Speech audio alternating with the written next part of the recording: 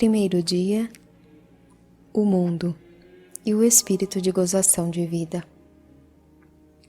Meus filhinhos, dizia o apóstolo São João, não ameis o mundo, nem as coisas do mundo, porque tudo o que há no mundo é concupiscência da carne, concupiscência dos olhos e soberba da vida.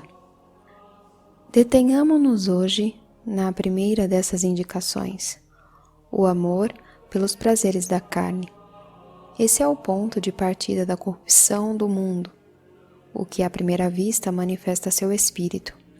É invariavelmente pelos prazeres dos sentidos que ele começa a retirar as almas dos benefícios do mandamento divino.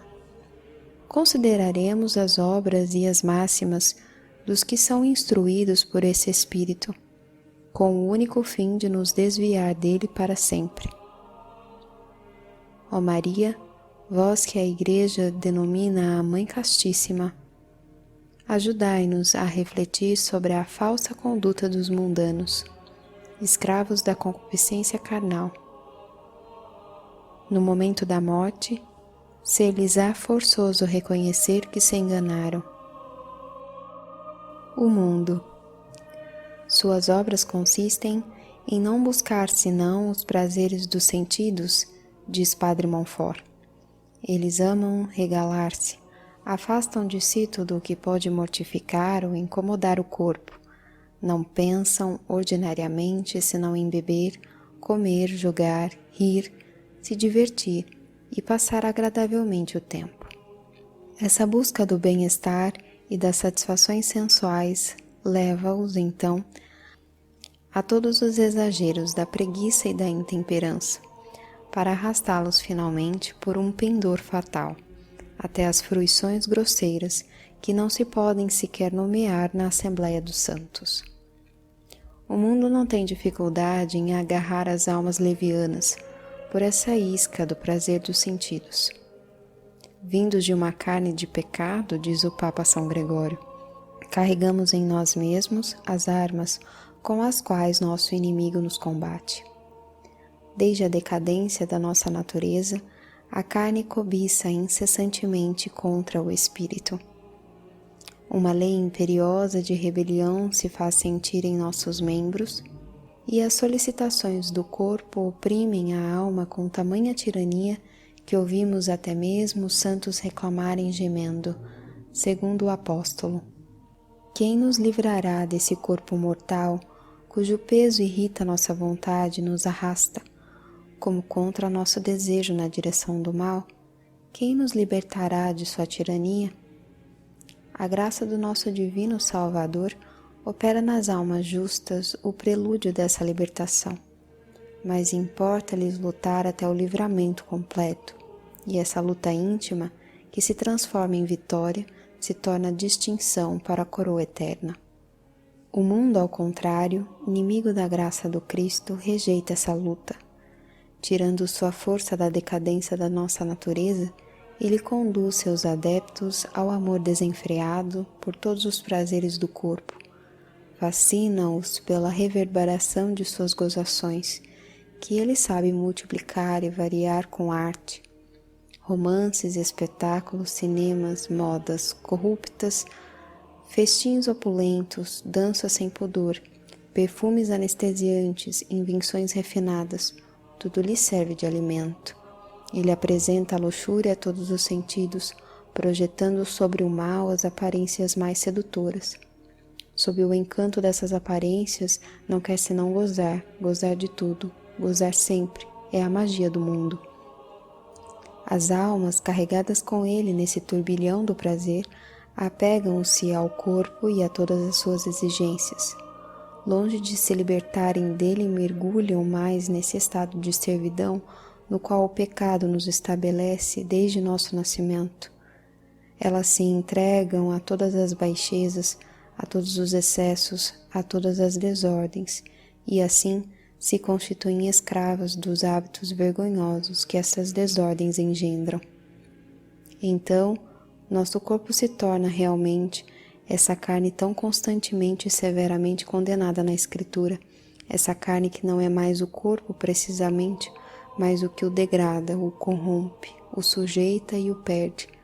Essa carne que é a inimiga armada do Espírito e a contradição viva da graça. Essa carne que é em nós o anjo de Satanás, dando-nos essas bofetadas que amamos, ainda que desonrem essa carne que é como que nosso anticristo pessoal e íntimo, o antagonista declarado de Deus e de seus direitos. Essa carne, enfim, que é a razão mais clara para a reprovação, segundo está escrito, a carne e o sangue não podem possuir o reino de Deus. Examinemos nossa consciência sobre esse ponto, pois importa desvencilhar nossa vida cristã de toda aliança com o mundo e a carne. Se não há lama em nossos corações, será que não há poeira? São Leão Magno nos afirma que, mesmo para os corações religiosos, é como que necessário estar sujo pela poeira do mundo. E que dizer então daqueles que têm complacências culposas pelo século por tudo que agrada a cobiça carnal? O que pensar das almas que lançam na lama a coroa do seu batismo e a de sua confirmação, para não dizer das outras? Há em cada um de nós uma secreta disposição para os prazeres da carne. Se cedemos e nos entregamos aos seus atrativos, ultrapassamos facilmente os justos limites. Todos os prazeres dos sentidos, diz Bossuet, estimulam uns aos outros. A alma que experimenta um remonta facilmente à fonte que produz todos. Assim, os mais inocentes, se não estamos permanentemente atentos, preparam os mais culposos. Os menores fazem sentir a alegria que provaríamos nos maiores. É por isso que toda a alma púdica foge do ócio, das afeições que amolecem o coração, de tudo que agrada os sentidos, dos alimentos deliciosos. Tudo isso não é senão o alimento da concupiscência da carne, que São João nos proíbe, e alimenta o seu fogo. Ó Maria, desapegai nosso coração e mantende-o desapegado de todo amor pelos prazeres culposos. A austeridade da vida cristã, sustentada por vossa graça, exige de nós esse desapego, com a santa temperança, no uso dos prazeres permitidos, com os quais desejais guarnecer nosso percurso de exílio. Não permitais que esses prazeres nos tomem e nos cativem. Fazei-nos viver mais alto do que o nosso corpo e de que todos os deleites que o afligem. Fixai nosso coração no amor do coração do vosso divino Filho. É somente a Ele que devemos a soberana preferência, e somente Ele deve permanecer como a regra invariável dos nossos outros amores. As máximas do mundo. Quanto às máximas daqueles sujeitados ao espírito do mundo, elas são fundamentalmente perniciosas. Estas vêm após as obras e pretendem ser a sua justificação. Formam um código dessa sabedoria mundana tão claramente oposta à sabedoria evangélica. Por meio dela, sobretudo, o espírito do mundo penetra nas inteligências e as corrompe, de modo quase irremediável, pois elas tendem a nada menos do que fazer ignorar Deus, a graça, a vida futura, a destruir, consequentemente, todo o sobrenatural na alma dos batizados. Para os mundanos libertinos, com efeito, o pecado, em particular o pecado da carne, não é um mal, uma ofensa à santidade divina e à dignidade humana, mas uma simples exigência da natureza, assim como o comer, o beber, o dormir. Não se contraria a natureza? Quem não ouviu essas teorias do mundo sobre esse ponto? Com que a ciência não pretende ele impô-las? E de que sarcasmos também não cobre os continentes e os castos, aqueles e aquelas que especialmente consagraram por profissão religiosa ao Cristo a nobre integridade de seu corpo. O mundo não acredita na virtude. Além disso, para esses mundanos, Jesus Cristo não é o grande inimigo, ele é antes o grande desconhecido e o grande desdenhado. Não querem declarar-lhe uma guerra aberta, preferem tratá-lo como se não existisse. Que ele nos deixe com nossos prazeres e amores livres, Não queremos conceder-lhe nenhum olhar, nem atenção, nem lembrança, assim dizem.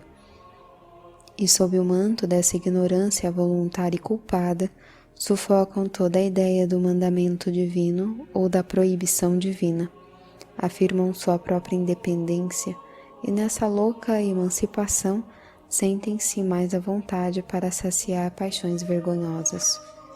São tais consciências falseadas que mostram então essas máximas e outras semelhantes. Os jovens são como são. É preciso respeitar a liberdade de cada um. É preciso ser de seu século e viver como todo mundo. Afinal, nossos prazeres não fazem mal a ninguém. Máximas às quais dão força de lei tantas covardes complacências da parte dos bons.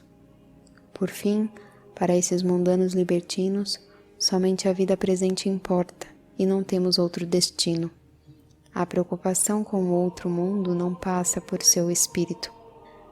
Diz o livro da sabedoria: disseram, pois, no desvairamento dos pensamentos, o tempo da nossa vida é curto e cheio de tédio, e não há nenhum bem a esperar depois da morte, e também não se conhece ninguém que tenha voltado dos infernos, porque do nada somos nascidos e depois dessa vida seremos como que se nunca tivéssemos sido, e o nosso nome com o tempo ficará sepultado no esquecimento e ninguém se lembrará das nossas obras.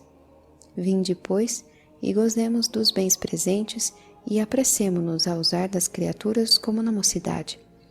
Enchamo-nos de vinho precioso e de perfumes e não deixemos passar a flor da primavera.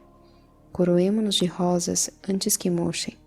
Deixemos em toda parte sinais de alegria, porque esta é a parte que nos toca. E essa é a nossa sorte. Essas são as máximas dos voluptuosos descritas no livro da sabedoria há 2000 anos. Os mundanos de hoje se resumem na frase corrente: é preciso viver a vida. Isto é preciso tirar da existência a maior soma possível de gozações, depois do que a morte nos lança no nada. Enganaram-se, acrescenta o autor sagrado, porque a sua malícia o cegou. Deus criou o homem imortal. E o Divino Mestre pronunciou esta outra palavra: o que ama a sua vida, perdê-la-á. Quando esse pernicioso espírito do mundo governa uma alma, toda conversão parece impossível, pois a fé é expulsa de seus últimos refúgios. Se não houvesse nessa alma senão obras de pecado, a graça divina poderia ainda triunfar nela, pois o sangue de Cristo apaga as faltas, mas não há espaço para o arrependimento, visto que o pecado não é mais a ofensa a Deus e toda a crença no dogma da vida futura desapareceu. O mundano sofre então essa escravidão do espírito, que é a mais terrível, vive sob a tirania do erro e da mentira, e nessa servidão não tem mais gosto senão pelas coisas da carne. Assim diz Santo Agostinho: o homem que devia ser espiritual, mesmo na carne, tornou-se carnal, mesmo no espírito. E essa degradação o assemelha a esses povos selvagens, ou mesmo civilizados, dos quais fala Bossuet, que não têm mais espírito senão para o corpo, e em quem o que há de mais puro é o respirar. Como importa, pois, odiar o mundo, segundo o preceito de São João, visto que ele está a tal ponto submerso pela concupiscência da carne. Tenhamos horror, sobretudo, às suas máximas. Elas corrompem o coração, cegando o espírito. Quanto aos prazeres que ele propõe com tanto artifício, despojemo-los de sua sedutora aparência, e eles se mostrarão em sua realidade curtos, vazios e não apaziguadores. Não recusei aos meus olhos coisa alguma de tudo o que eles desejaram, escrevia Salomão, nem proibi ao meu coração que gozasse de todo prazer. Depois vi em tudo vaidade e aflição de espírito. Desgosto, apetite, mais desgosto, depois renovação do ardor. É o círculo vicioso onde giram todos os prazeres dos sentidos. Estejamos atentos, vigiemos para não abrir ao demônio tentador a porta dos nossos sentidos. Pois se o mundo começa sua obra de sedução, pela apresentação dos prazeres sensuais, ele só faz seguir nisto a invariável tática daquele que nosso Senhor denomina seu príncipe. No paraíso terrestre, onde reinava a abundância, como no deserto de Jericó, onde graçava a extrema escassez, Satanás se dirige primeiramente à carne, comer o fruto proibido, transformar as pedras em pão. E se ele agiu assim com seres no estado de inocência e diante do próprio Cristo, quanto mais continua a fazê-lo conosco, que vivemos no estado de decadência. Adão e Eva caíram por ter escutado o tentador. Jesus o rejeitou com uma palavra da Escritura inspirada. Também assim o rejeitaremos, interrogando o Evangelho na meditação que seguirá, para descobrir a oposição que existe entre Jesus Cristo e o mundo sobre o ponto que nos ocupa. Peçamos à Virgem Puríssima que nos ajude a escutar e a seguir os ensinamentos de seu Filho, a sabedoria encarnada. Glória ao Pai, ao Filho e ao Espírito Santo, como era no princípio, agora e sempre. Amém.